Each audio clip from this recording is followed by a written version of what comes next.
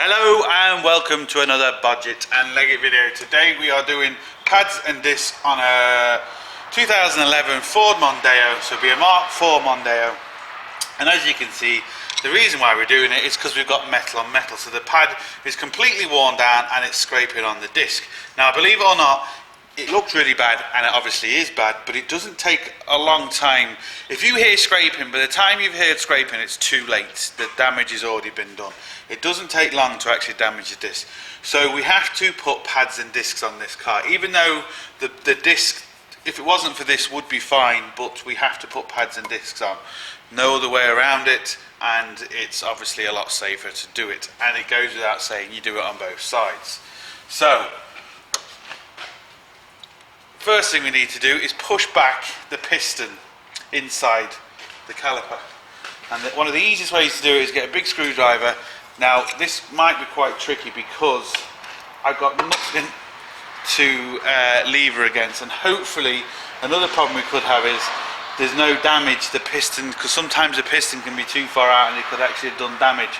So I've got to try and wedge this in here somehow and try and push this back, which can be quite difficult with the... Right, I'm not going to be able to do that, not safely anyway, so I'm going to take the piston off, take the caliper off first before I attempt that. Just remove these two little dust caps from where the actual caliper mounts. It's a 7mm Allen key which I'm going to use on a ratchet to actually take this off.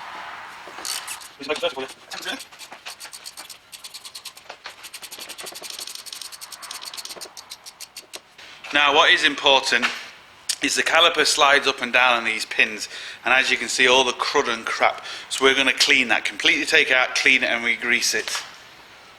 You do it every single time, no matter what, because if you don't, what you can actually happen, the brake can kind of seize on because of them pins, and it can wear your pads out and warp your discs even with new ones.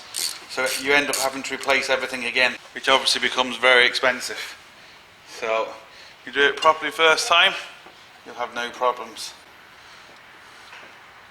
So again, I'm going to pull this pin completely out and clean it. Just going to remove the pin on the front of the caliper first. Now, so just remove that pin, and this will allow me to get the caliper off. Just move that there for the minute. As we can see, we've got a little bit on the back, but compared to the new one, you can see the thickness difference. And on the front, well, you can clearly see on half it, it's just metal on metal, which is no good for anybody. Now, there's loads of ways of doing this, pushing this piston back. I'm just going to show you one way with a G-clamp. Just have to put it up there a second. Get this G-clamp screwed in a bit. Right, so we got the G-clamp on, and this shouldn't be difficult to go back. This should just go back nice and easy. As you can see, the piston's going back. I'm just turning it nice and easy. If it's hard to go back, you've got a problem. You don't want it hard to go back.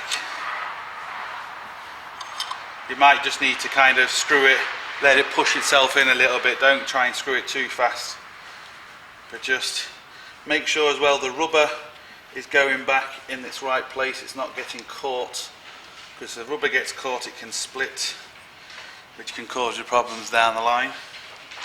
So just very easy.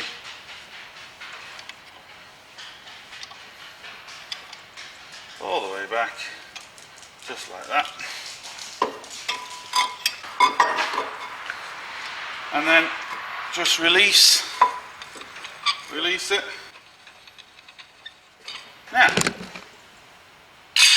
what I'm going to do is put a bungee cord through the caliper and hook it on to the spring. It just takes it out of my way, and it stops pressure getting on the brake line.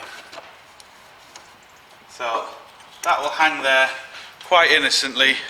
We can see that That's just going to hang there out my way. It's not going to put any strain on anything. And it's going to make my life easier for the next part. Now what I want to do is take off the carrier, which holds the pads and the caliper on, hence the word carrier. It's two 18mm bolts to do that. So we loosen both of them first.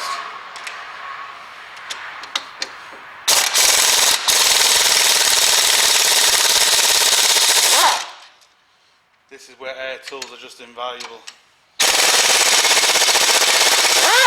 Now, so two 18mm. The carrier then comes off. We can clean this a lot easier now it's off. But now we can take off the brake disc. Right, so you got these annoying clips on. There is a special tool to kind of wind them off, but they can be really frustrating. They will kind of screw off as such, depending on if they're damaged or anything.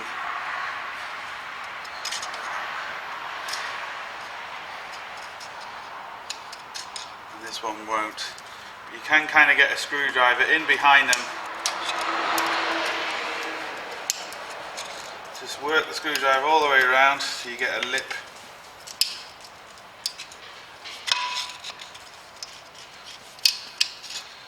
And makes your life a lot easier to take it off.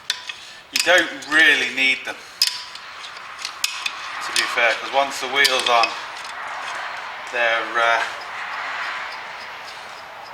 stuck on. But as you can see now, I can twist that off by hand. So that's one off.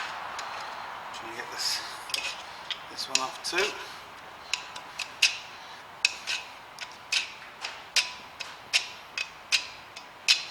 Now, screwdriver in behind it. Get myself a gap all the way around.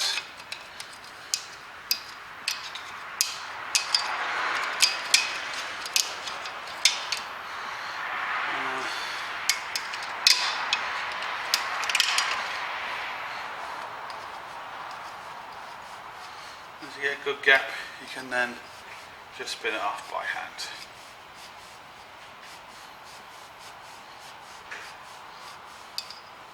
And there we go. Now a few taps of the hammer. Just be careful you don't hit the studs.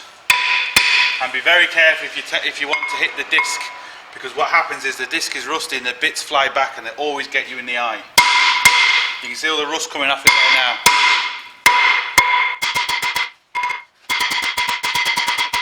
This disc is not behaving itself. And you go behind it and hit it.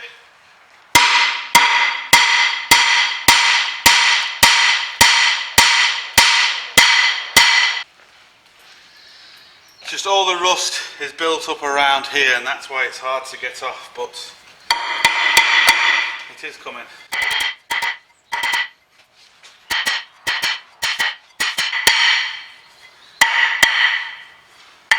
Now, this is now where we need to match it up with our other disc. So we need to match the height, the thickness, and the diameter, and obviously the holes, the stud holes. And we are good to go. I'm just going to set it there first. I don't know if the camera's showing you this, but there's like a film of grease. It's not so much grease, it's a special thing. It just stops them from going rusty when they're on the shelves. So we need to clean it with brake cleaner. And just a quick spray, as you can see, the job. Turn it around the proper way now. Now here we have an extra hole where on some of them there's obviously a big screw, but we don't have it on this one. But again, it's nothing to worry about. Another rub, get all the crap off.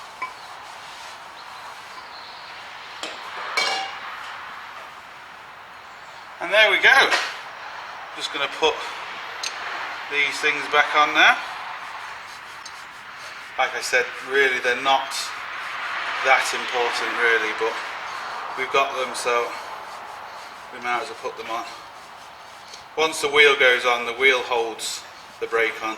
Some cars don't even have anything. Some cars have one screw, some cars have two screws. It just depends on the car. Just put the socket down.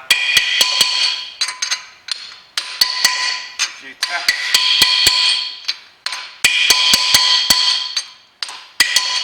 Socket kind of holds it there. So we have them on. Now what I'm going to do is I'm going to wire brush these and put grease on them. The grease I'm going to use is CV joint grease.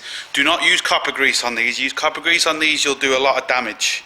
You need nice smooth grease. The grease I use is the CV joint grease because it's really good grease and it's designed for heat and absolutely everything else. So I'm going to clean them, grease them up first.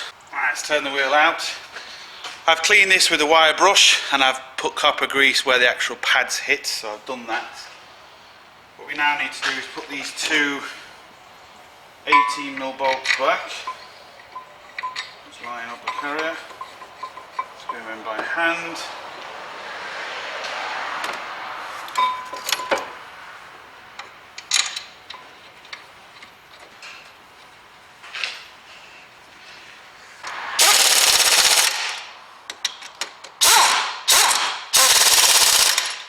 Now I'm going to tighten these by hand. I never tighten everything fully with the air gun.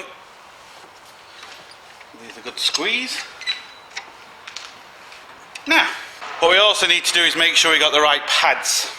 And again, just line them up against the old pads to see if they're right. Because on this type of vehicle, there's two different types of brake discs and there's two different types of front pads. So it's a good thing to you know, don't rip open the box when you get it, because if you rip open the box and destroy it, the people you get it from, the manufacturers, they might not accept it back. So always open the box carefully, and once you've done a job on your car once, if there is a couple of things, what I suggest you do is either write down the number of the box or keep the box and put it somewhere so you know if you do have to put pads or discs or anything on your car, you know which one to get first time. You're not going up and down to the actual motor factors to try and find the right parts. And once you know you've got it, what I'm going to do is just put a bit of copper grease on the two wings of it. I don't like putting any in the middle yet. And the reason why I don't is because when I put my fingers here, if I had all copper grease in the middle, my finger's going to get full of copper grease. And not only that, I could transfer some grease on the back of this pad, which you do not want to do. But once it's in place, like that, then you can actually cover the rest of it in grease. But the one that goes on the far side is slightly different. We have to cover this in grease completely. So again, do the two wings. The reason why we have to, because this has to fit inside the caliper first before it goes on. So this is where you just have to be careful you don't get full of grease. And make sure you get it the right way too. So it can be tricky without getting full of grease. Hopefully I can show you this. And then it just pushes in like that. Now we put the caliper back into it, just like that. And as you can see, my pins have all been cleaned and greased. It's normally easier to put it in the Allen key like that and feed it through.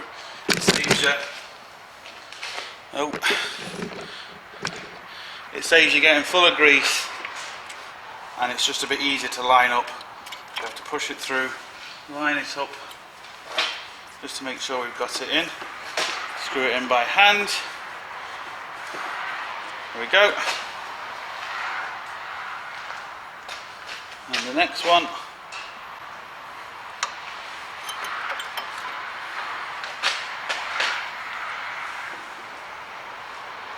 Tricky to get it to line up.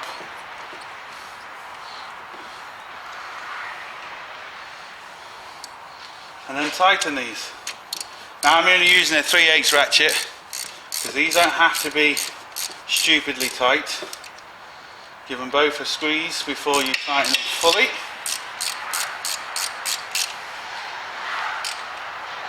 Now give them a nip.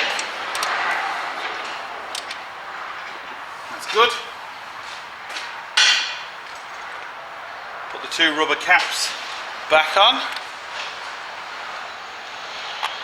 Now what you have to be careful of is you haven't put, let's lift the camera up a bit, you haven't put any kind of twist in the brake line here, because the caliper, you could twist the caliper around and put a horrible twist on, so you want to make sure that's where you haven't done that.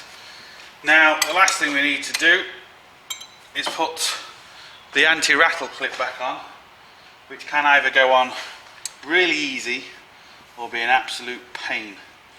So I like to put one end in first and just literally push this in and lift this clip around at the same time. That went in quite easy. Sometimes they are a bit, well, sometimes they're a lot harder than that, but you get the idea. All I got to do now is put the wheel on, and that's it. I mean, it really is as simple as that.